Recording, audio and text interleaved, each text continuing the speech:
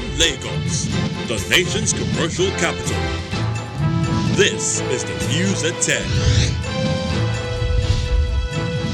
Live from Channels Television. Reporting tonight, Ijoma Onyato.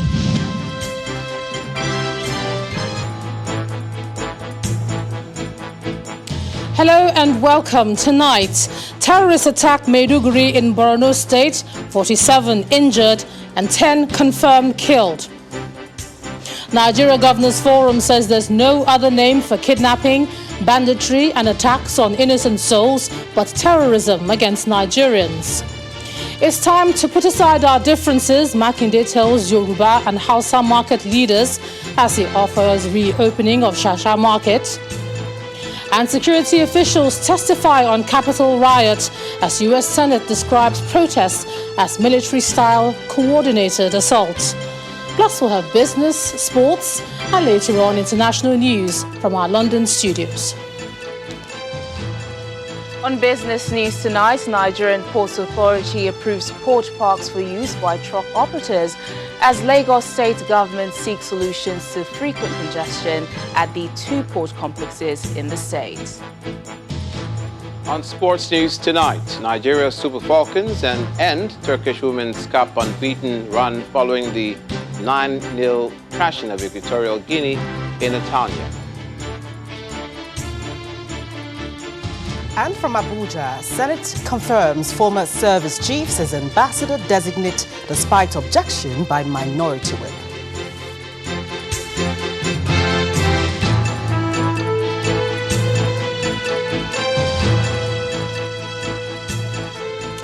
There's been a deadly explosion in Maiduguri, the Borno State capital, with 47 injured and 10 confirmed killed.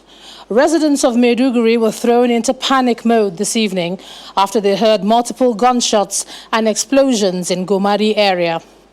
But survivors from the two scenes where the incident happened have confirmed that it was not a bomb explosion, but a rocket launcher. Channels Television's correspondent, Blessing Tuno, reports that the military has deployed gun trucks to the area and air surveillance has begun. The insurgents have not launched any attack in Maiduguri in a long time, and this latest attack may not be unconnected with sustained onslaught on insurgents in Sambisa Forest. Sustained attacks on Boko Haram strongholds have in the past forced the residents to regroup as they sometimes filter into the town, that's Maiduguri, the state capital, where they launch attacks on soft targets. Our correspondent Blessing Tuno now gives us an update on the situation in Maiduguri. For the first time in a long while, today in Maiduguri we experienced a series of explosions in two different locations. One is Gwenge and then the other was in Kaleri, which is quite distant from Gwenge. Now it came to the people as a surprise, especially because of the recent victories recorded by the Nigerian army.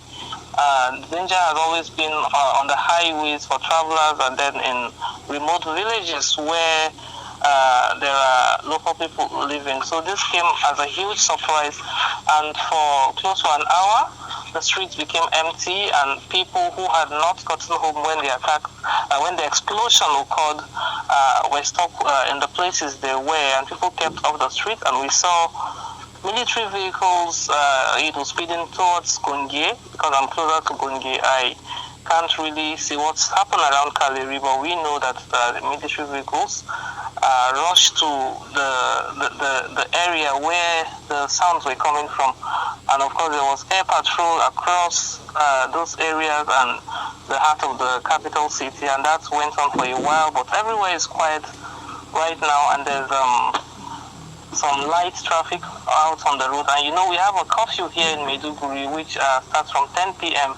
So normally this time of the night the streets are usually empty. So that's the situation right now. But then we hear that there are casualties, even though I cannot categorically tell you how many people were injured or how many people had died. But we know that some injured persons were taken to the state specialist hospital and they are being treated there right now. The police have yet to respond to our calls, our text messages, and the military has not said anything so far. But I will give you an update as soon as we get any additional information. But as it is right now, everywhere is calm. Well, our correspondent says everything is calm at the moment, but the state governor, Babangida Zulum, has visited the hospital where the injured are being treated. And let's have a look at what he was able to achieve as he visited that hospital.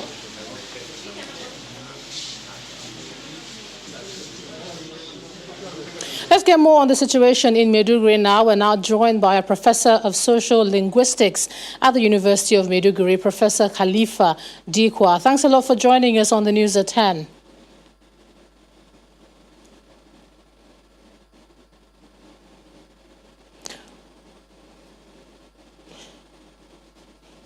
Thank you, Professor. Now, we understand that explosions had been heard in the village around where you are and a community near the university, and the streets are empty at the moment. But what can you tell us about that, Prof?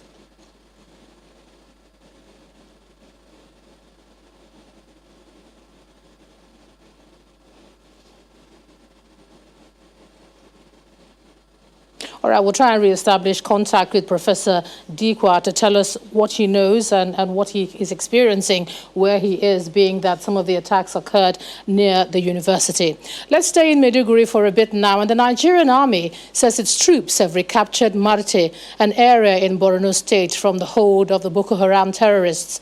Brigadier General Mohammed Yerima said in a statement that troops recovered Marte, killing scores of Boko Haram terrorists who held residents of the area hostage. And this is coming less than 48 hours after the Chief of Army Staff, Lieutenant General Ibrahim, gave a directive to the troops to recover the town. He says the troops, backed by air cover from the Nigerian Air Force, destroyed several improvised explosive devices and landmines laced across their routes and killed scores of Boko Haram terrorists. Marte, a local government in the troubled state, has recently reported to be attacked and taken over by Boko Haram. Staying with security now, the Nigeria Governors Forum has condemned what it describes as regionalization of security issues by some citizens and leaders, saying it's time to stop playing the ostrich and face the facts.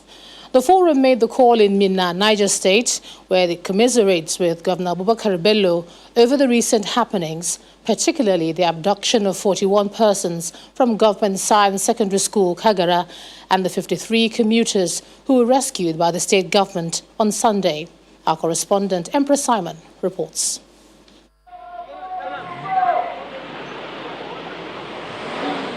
The arrival of the governors to the government house in Minna, led by the chairman and governor of Ekiti State, Kayode Fayemi. Those on the visit are governors of Sokoto, Aminu Tambuwal, Plateau, Simon Lalong, Kwara, Abdulrahman Abdulrazak, and Nasarawa Abdullahi Saleh.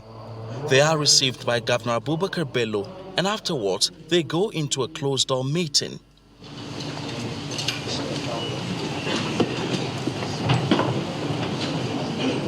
The meeting over, Governor Fayemi in his remarks says the forum is worried over recent happenings in the country, and particularly Niger State, where bandits have been abducting people. He calls for collective efforts among the citizens, the leaders and security agencies. Our security institutions need to come together. There needs to be better coordination, better sharing of intelligence, and a concerted arrangement and synergy that would enable us to defeat this menace. The Governors Forum chairman specifically wants attention paid to the security issues in the Northeast because, according to him, the bandits operating in the North are part of the actors of insurgency in that region. What we're witnessing is terrorism. There's no other name for it. Yeah, we may call it banditry, we may call it kidnapping. These are the remnants of the actors in the Northeast that have found themselves in other parts of the country, whether they're known as ISWAP, or known as the Al-Banawi faction, or known as Shekau people. They are remnants of what we're still dealing with. It's time for the host governor to speak, and he makes no haste to criticize the current security arrangement, which according to him does not favor state governments. I think there is need for us to key in, or for the federal authorities to key in and work with the state governments so that we are able to profile adequate intelligence and find a final solution to this menace.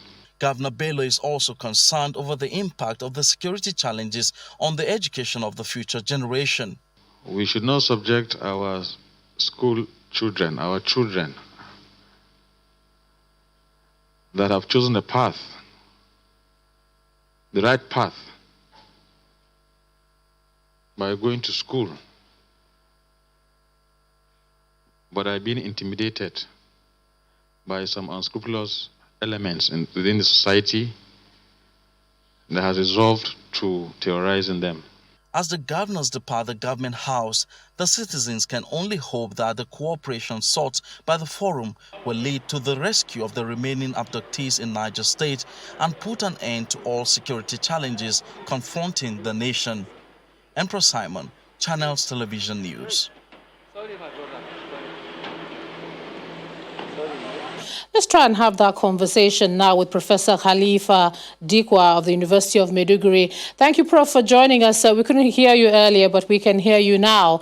Just to ask you what's happening around you concerning the university and the explosions that were heard earlier on today.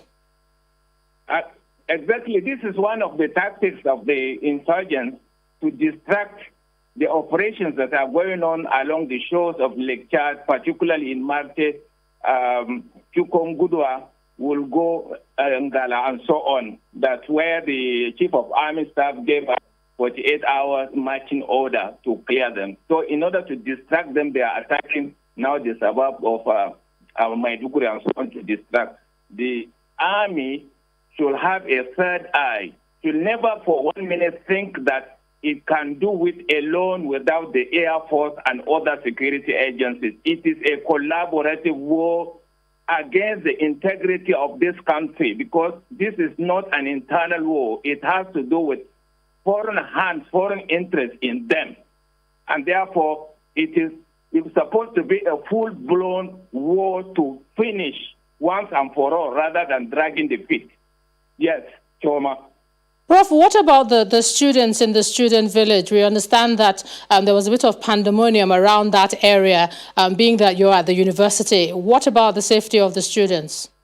No, the university has its own way of calming down things, because they have been used to the truth, not rumors and so on. And therefore, it is not a pandemonium as such. The panic has not been there. It was minimal, based on, particularly for those who have no clue about the truth about it.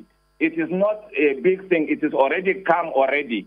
They have been repelled and routed out of the outskirts of Maiduguri. It is a distraction, let me say this. It is a distraction from the good job being done by our military, Army and Air Force on the shores of Lake Chad, within the less than 48 hours as given to YouTube. And I expected the Chief of Army Staff to also hang around rather than checking out from time to time. We need them around in order to do a job to finish it once and for all. Yes, Chioma. All right, thank you so much. Professor of Social Linguistics at the University of Maiduguri, Professor Khalifa Dikwa. Thank you for sharing that on the News at 10 tonight. You're welcome, Chioma. In part two, after the break, President of the African Development Bank, Akinwumi Adesina, advocates economic diversity and control of resources by state governments. That's in a moment. Please join us again.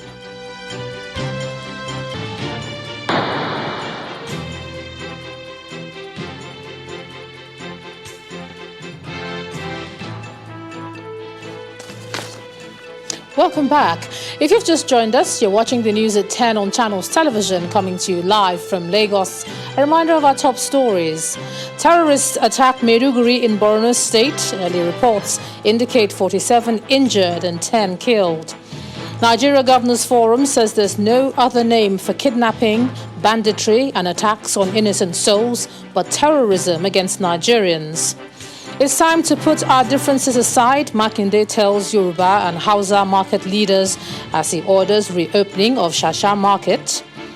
And security officials testify on Capitol riot at the U.S. Senate, describes protests as military-style coordinated assault.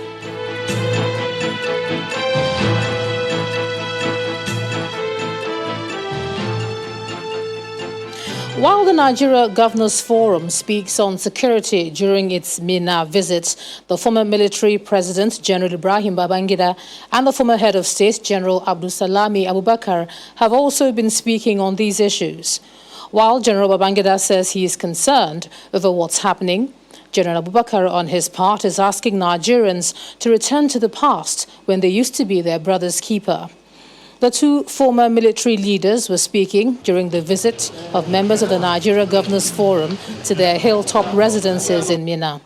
General Babangida, on his part, believes tackling the security challenges requires adequate planning and thinking, as well as mapping out new strategies.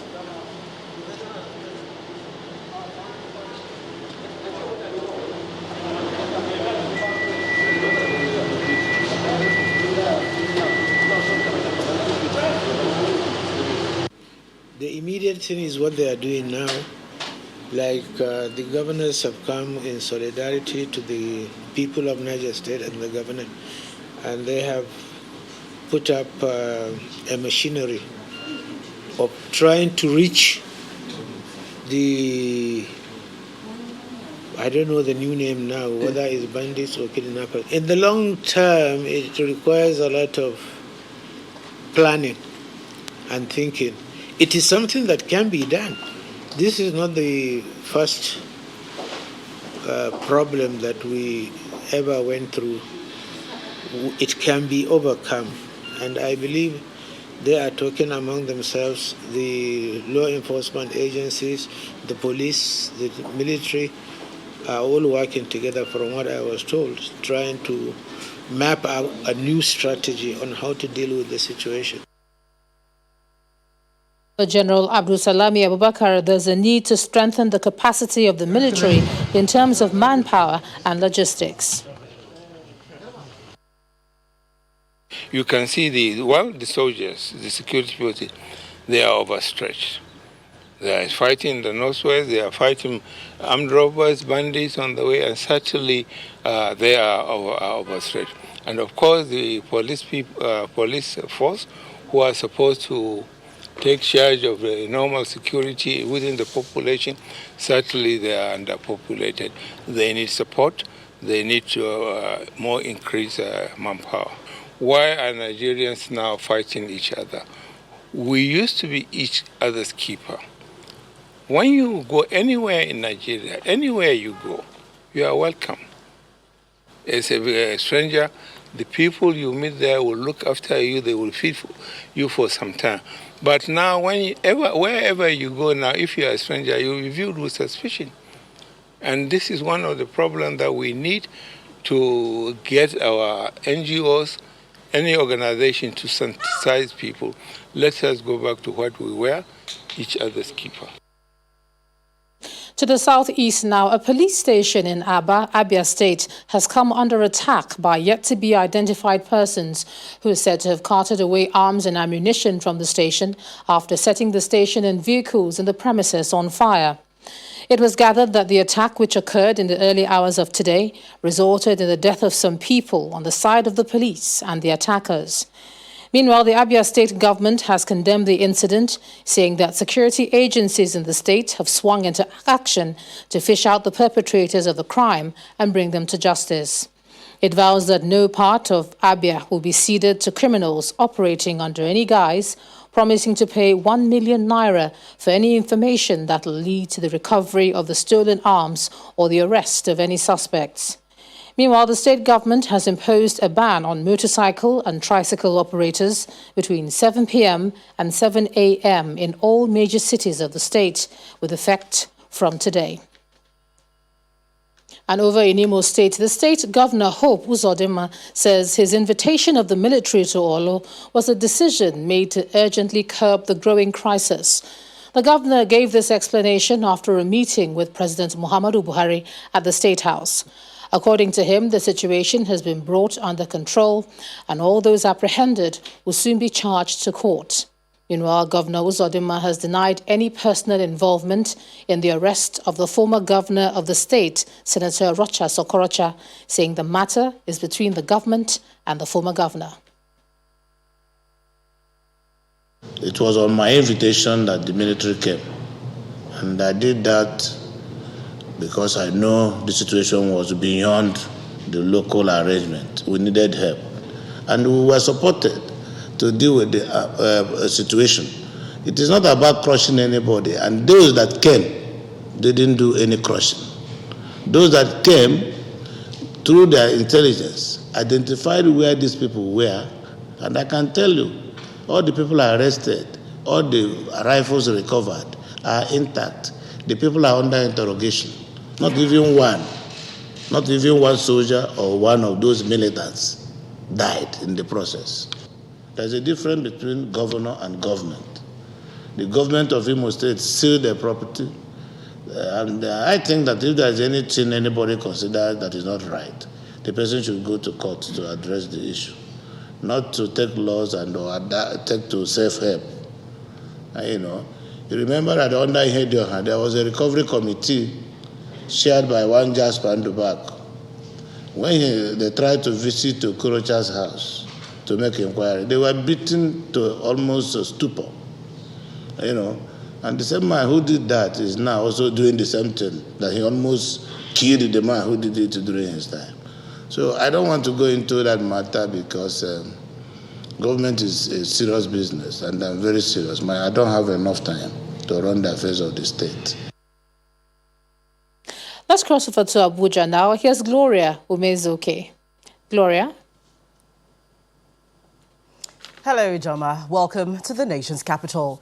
The Oyo State Governor, Seyi Makinde, has ordered the reopening of Shasha Market, which was closed due to violent clash between traders in the market.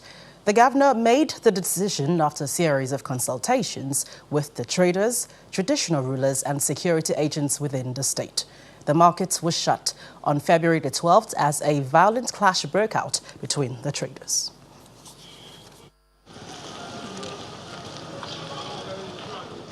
Calm appears to be returning to Shasha markets and environs, but life is far from normal for the residents and traders affected by the conflict that ravaged the market.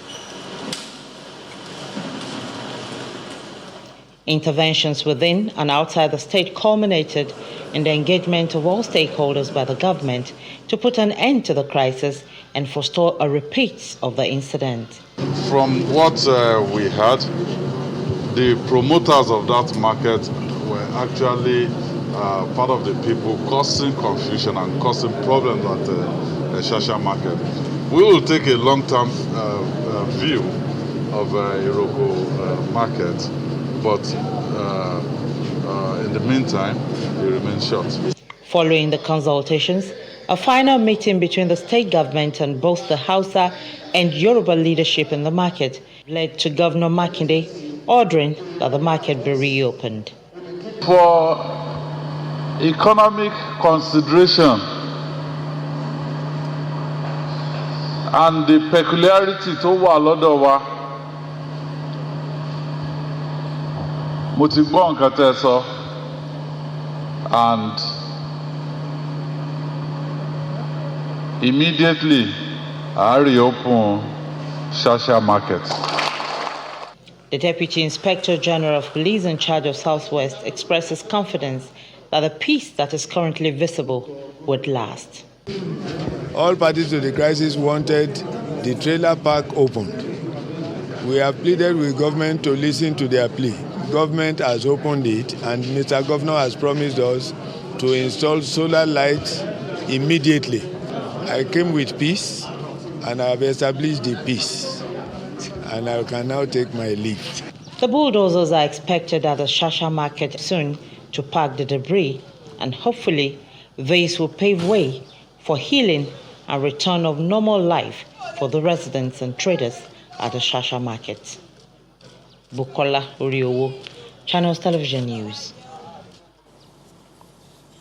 The Deputy Secretary General of the United Nations, Mrs. Amina Mohammed, is asking the federal government to increase investments in young people as a means to end insecurity in the country. We're speaking during a courtesy visit to the Minister of Foreign Affairs, Mr. Jeffrey Oyama.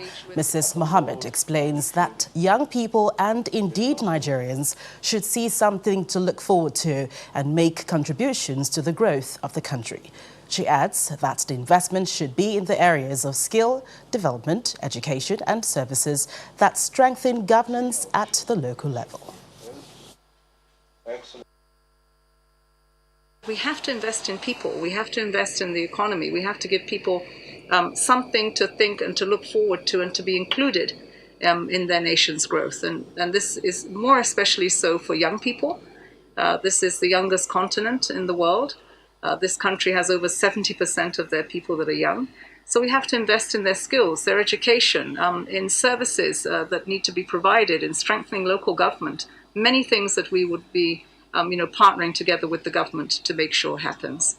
The security services, always a coordinated approach to addressing this is important, not just in this country, but across the region itself. And with the Security Council, you have heard the Secretary General asking for Security Council support for the G5 Sahel, which is a mechanism that 5 countries are using to try to, in the Sahel, in ECOWAS, to try to contend with insurgency.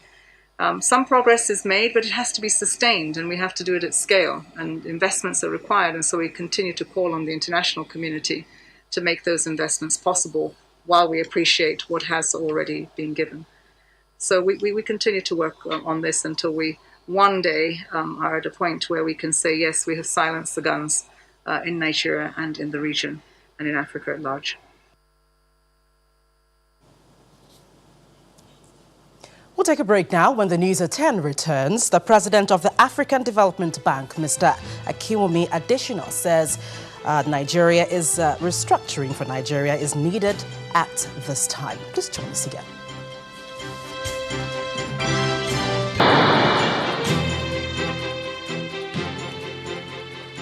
Welcome back. You're still watching the News at 10, broadcasting from Channels Television. The president of the African Development Bank, Mr. Akinwumi Adesina, says that restructuring Nigeria is needed at this time and should be driven by economic and financial viability.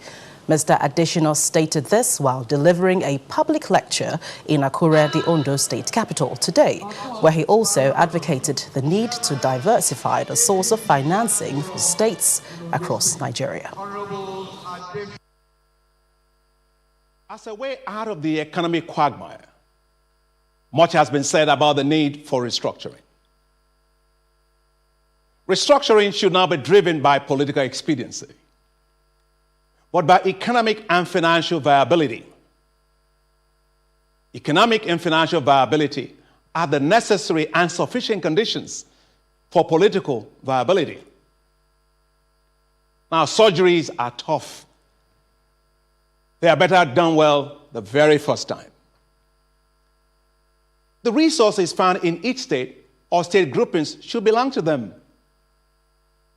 The constituent entities should pay, of course, federal taxes or royalties for those resources. The achievement of economically viable entities and the viability of the national entity requires constitutional changes to devolve more economic and fiscal powers to the states or regions.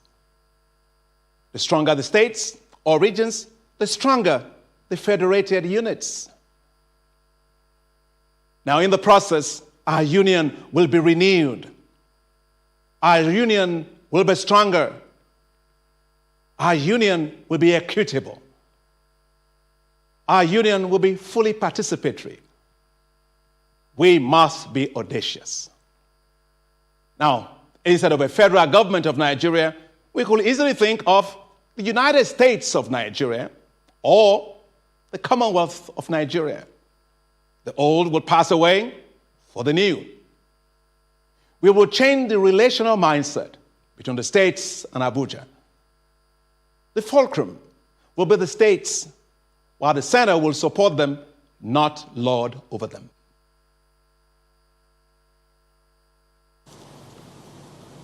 The Senate has confirmed the nominations of the former service chiefs as ambassadors designate. The confirmation of the nominees follows the consideration of the report of the Committee on Foreign Affairs. Our correspondent, Linda Akibe, reports. From Oyo State as non-career. It's less than a week since the Senate screened the immediate past service chiefs for appointment as non-career ambassadors.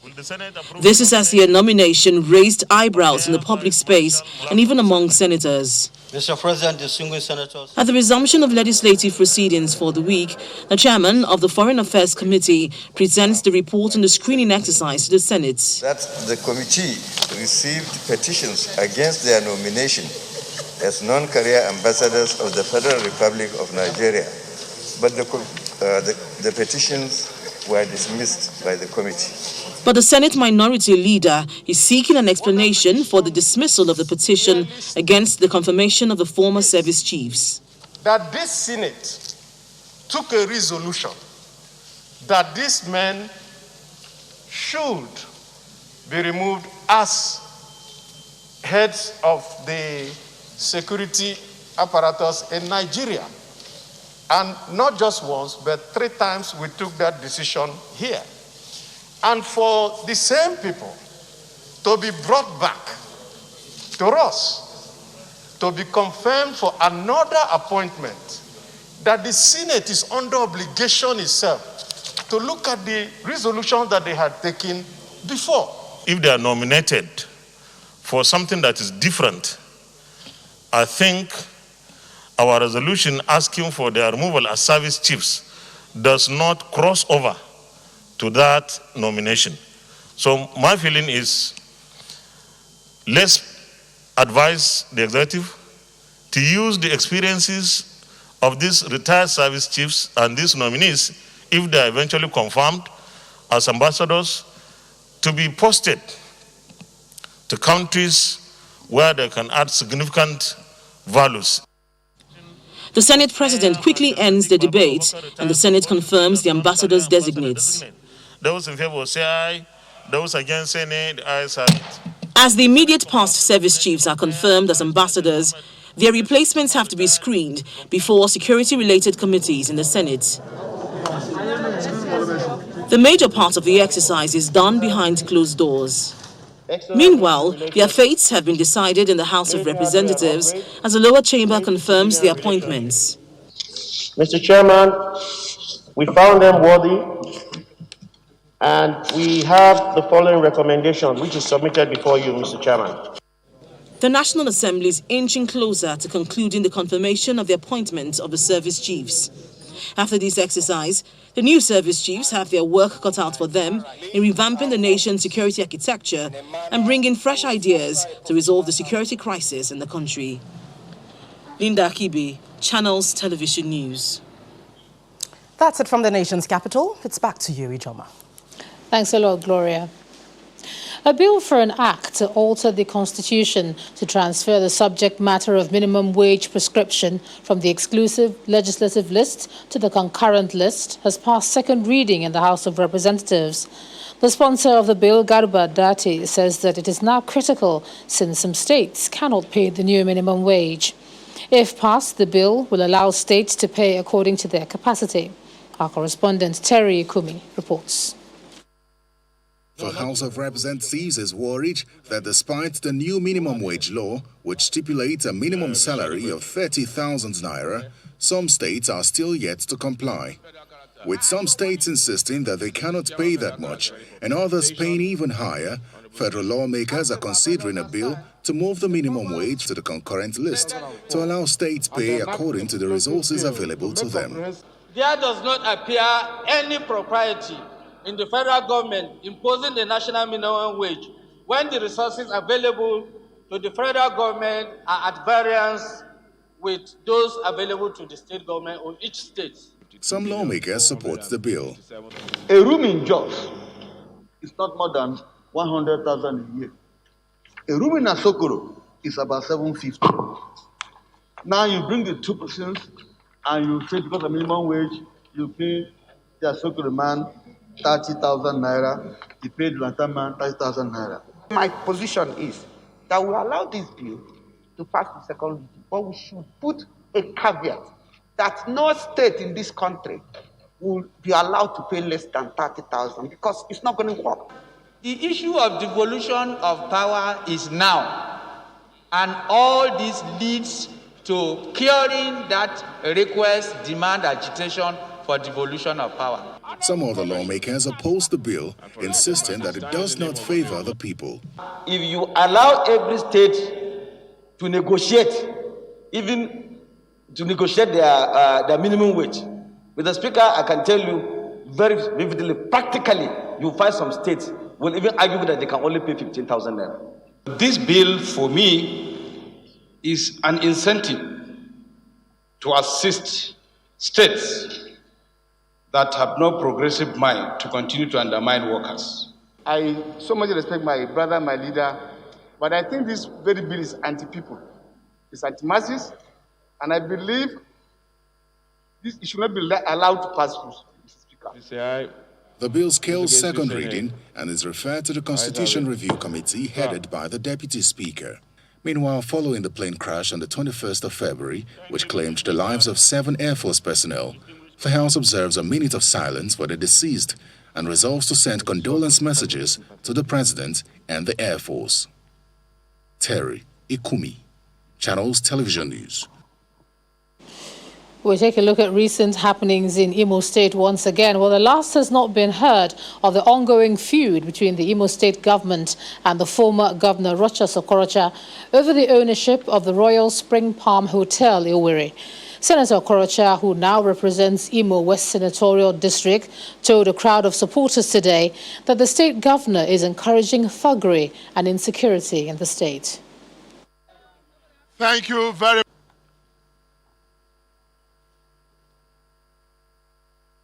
I never expected that a governor of a state can embark on a thuggery at this level. Now, what I want to say to all of you is that Governor Hope Uzodinma is going a very wrong direction that he might not end up well with. Good. Let you start now. Let you start. Now, Hope Uzodinma, enough.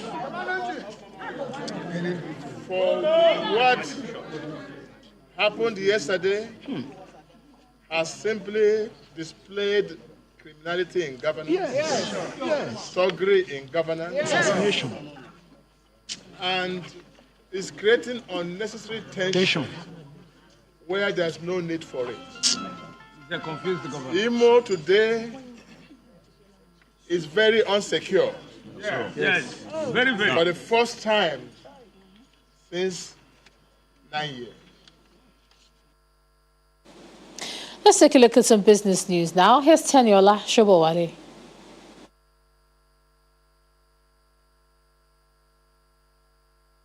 Banking so easy, so simple. Dial *894# now to experience it. You first, First Bank.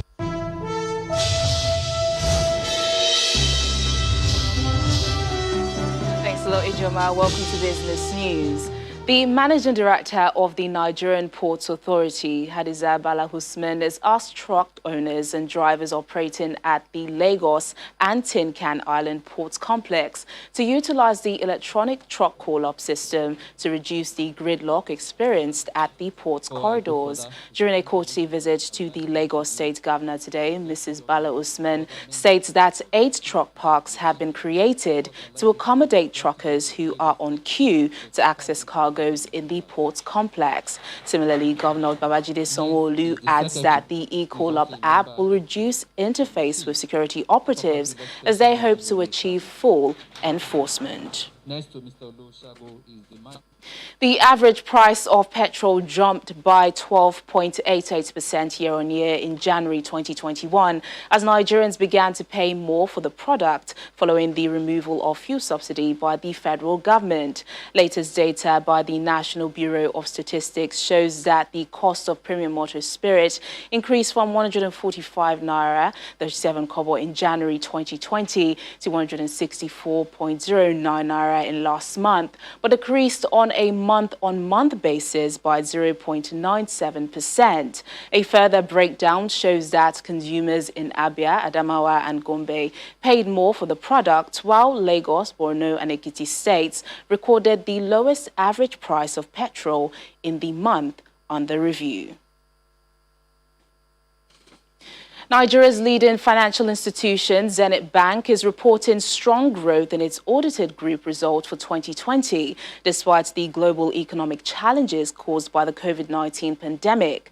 According to the financial report released today, the bank's group gross earnings jumped by 5% to 695.45 billion naira, up from 662.3 billion naira reported in 2019. At the same time, the country's second most capitalized bank recorded 12% surge in its net interest income, which stands at 299.68 billion naira, with a higher earnings per share of 7 naira 34 kobo. In pre-tax profit, Zenith Bank posted 5% increase, which is attributed to the growth in both interest and non-interest income, as well as reduction in funding costs, while profit after tax soared by 10% to 230.56 billion naira. And this was driven by improved profit before tax, as well as an efficient tax management strategy. Similarly, the bank's group total assets grew by 34% to stand at 8.481 trillion naira, making it Nigeria's biggest bank by assets, while its total deposits grew by 25% to 5.34 billion naira, reflecting public confidence in its brand. Meanwhile, the bank's shareholders' funds grew by 18.6% year-on-year to 1.11 billion naira within the year, while its dividend payout increased by 7% year-on-year, just as it has maintained consistent and growing dividend payout in the last 7 years. About 6 billion naira is gained at the close of today's trading at the equities market as the bull tries to make a comeback with some bargain hunting by investors. Ekaite Afia tells us more.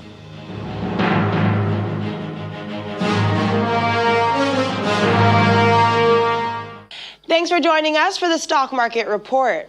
Just when all hope was about to be lost, the bull managed to halt 3 consecutive weeks of negative performance at the NSE, following last-minute bargain hunting by investors. Well, as you can see, it's been quite some time we last saw that green image, which signifies the positive close on the market. And I must say the mild 0.03% gain recorded today did not come easy. And that's because profit-taking activities remain still dominant as 24 equities recorded losses in their share price, while 18 equities posted some gains with recorded on the price table. Now, let's take a look at the activity chart. You can see that the total volume of shares traded today is higher by more than 10%, in contrast to the turnover recorded on Monday. And these were largely driven for a second day in the week by the shares of FBN Holdings. Now, it's 3 days to the end of the trading week in February, and the bear really has dented the market's performance this month. But let's keep our fingers crossed for the outcome in the midweek session. That's all for the stock market report. I'm Ekaite Afia.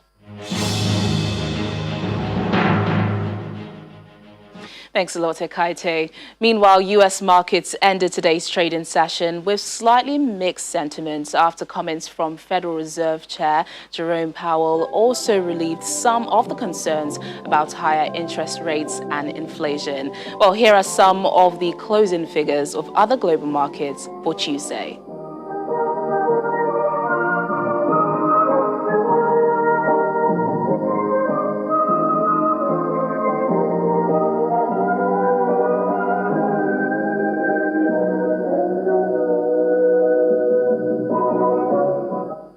And that's business news tonight. It's back to you, Ijoma. Banking so easy, so simple. Dial *894# now to experience it. You first, First Bank.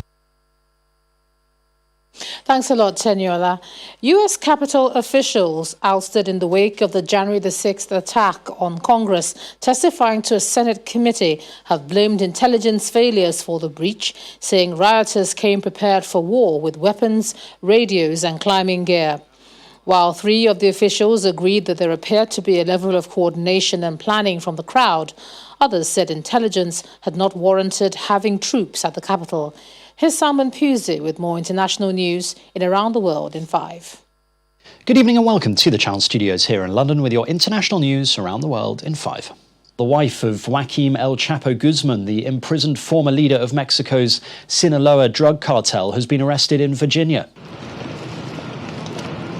Emma Coronel Asper has been charged in a 1-count complaint over her alleged involvement in international drug trafficking. She is expected to appear in a federal court in Washington. Mr. Guzman had been convicted in February 2019 of trafficking tons of drugs and engaging in multiple murder conspiracies as a top leader, as one of Mexico's largest, most violent drug trafficking organizations. Myanmar's military chief general has said he will withdraw licenses from the media if they continue using the word coup. General Ang Lane had said that the military is following a democratic path and that nothing is more important than human life. However, the United States has imposed sanctions on 2 more Myanmar generals in response to the security forces' killing of peaceful protesters. Since the coup, 3 people have been killed and nearly 700 demonstrators have been arrested as huge crowds have turned out to protest in the streets, despite a warning from authorities that confrontation could get more people killed. Facebook is set to restore Australian news pages after Canberra offered amendments to the legislation that would force the tech giant to pay for media content. Facebook last week blocked all news content and several state government and emergency department accounts. But after a series of talks between the Australian Treasurer and the Facebook CEO Mark Zuckerberg over the weekend, a concession deal has been struck. And Australian news will be restored to the Facebook platform. The compromise means that 4 changes will be made, including one which allows 2 months for internet companies to strike private deals for news content before the government-appointed arbiter intervenes. Police have clashed with protesters during the 7th consecutive night of violent demonstrations in Barcelona over a jailed rapper. Hundreds of protesters gathered in the Catalan city in support of Pablo Hasél, a rapper that had been sentenced to 9 months in prison for glorifying terrorism and insulting the royalty in his songs. The demonstrators have been met by lines of riot police and police vans. More than 95 people were arrested across Catalonia and in other Spanish cities since the protests began. Russian President Vladimir Putin has attended a wreath-laying ceremony in Moscow to mark the Defender of the Fatherland Day. The annual national holiday honours the nation's military achievements and its veterans. President Putin arrived at noon and bowed at the tomb of the unknown soldier to pay respects. The Defender of the Fatherland Day marks the formation of the Red Army during the Russian Civil War. NASA has released the video captured by Mars rover Perseverance of its own landing on the surface of the red planet last week. Accordion, which means we are conducting the sky crane. These incredible images show the final minutes of Perseverance's entry, descent and landing on the surface. Sky crane maneuver has started. Those moments have been dubbed by NASA as the 7 minutes of terror. Perseverance sailed through space for nearly 7 months, covering 293 million miles, before entering the Martian atmosphere at 12,000 miles per hour to begin its descent to the planet's surface. And finally, the police department in Pakistan's largest city of Karachi will have a new armed rollerblading unit. The rollerblading police are expected to begin officially next month once the training is over. The unit, which is formed of 10 men and 10 women, can be seen lifting and lowering their unloaded guns in unison. The aim of the unit is to curb theft and harassment on the city's streets. They have also begun practicing patrolling Karachi's bustling beachfront. And that's your international news around the world in 5. Now back to the Channel Studios in Lagos.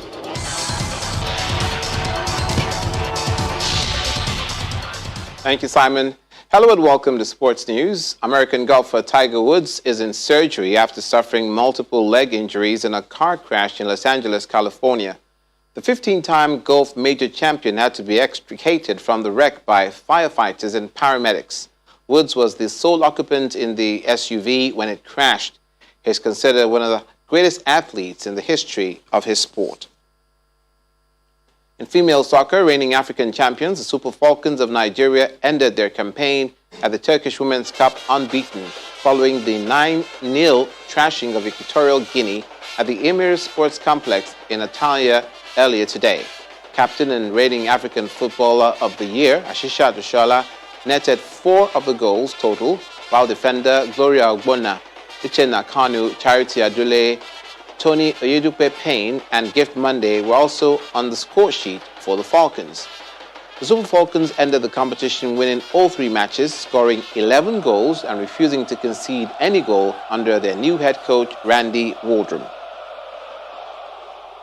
In the UEFA Champions League, German giants Bayern Munich defeated Italian side Lazio 4-1 in the round of 16 first leg played in Rome. Goals from Robert Lewandowski, Jamal Musiala and Leroy Sané, and an own goal from Francesco Acerbi gave the Bavarians the victory. Elsewhere, Chelsea secured a priceless away win after beating Atletico Madrid. Olivier Giroud scored the only goal of the game played in Romania. That's it on Sports News. Ijoma, back to you.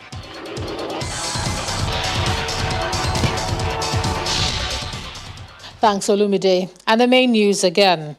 Boko Haram terrorists today attacked Maiduguri, the Borno State capital, with early reports indicating that 47 people have been injured and 10 confirmed killed.